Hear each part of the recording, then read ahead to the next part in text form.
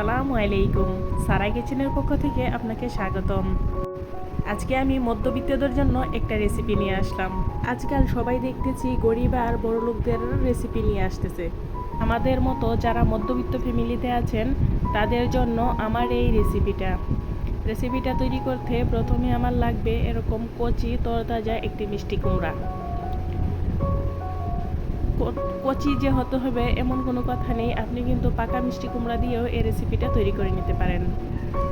পাকা মিষ্টি কুমড়া অথবা কাঁচা মিষ্টি কুমড়া যে কোনো একটা দিয়ে যদি আপনি রান্না করেন তবেও এই রেসিপিটা অনেক ভালো হবে খেতে। তাই প্রথমে আমি মাছগুলোকে ভালো করে ধুয়ে পরিষ্কার করে নিয়ে এতে লবণ আর হলুদ দিয়ে মেখে গরম তেলের মধ্যে ভেজে নিয়েছি। ভাজা হয়ে গেছে, এখন মাছগুলো নামিয়ে নিয়েছি। এখন বাকি মাছগুলোও একই তেলের মধ্যে ভেজে নেব। ভেজে নিয়ে ওই ভাজা তেলের মধ্যে দিয়ে দিব মিষ্টি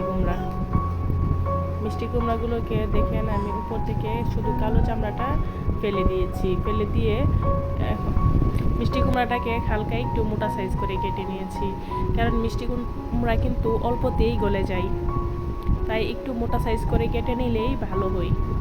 এখানে লবণ আর হলুদ দিয়ে আমি কিছুক্ষণ ভেজে নেব।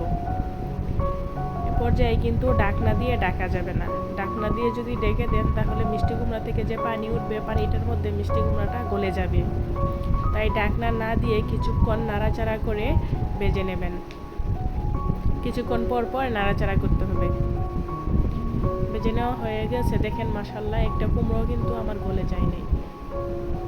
ওই ভাজা তেলের মধ্যেই দিয়ে দেব পেঁয়াজটাকে বেরেস্তা করে নিয়ে দিয়ে দেব আদা রসুন বাটা। আদা রসুনটার কাঁচা গন্ধ যখন চলে যাবে তখন দিয়ে দেব হালকা একটু পানি।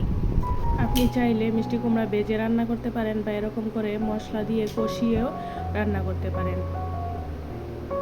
এখানে দিয়ে দেব আমি লবণ, হলুদ, মরিচ দিয়ে মশলাটাকে আমি একটু কষিয়ে নেব। কষিয়ে যখন তেলটা উপরে চলে আসবে সেই পর্যায়ে দিয়ে দেব আবার পানি।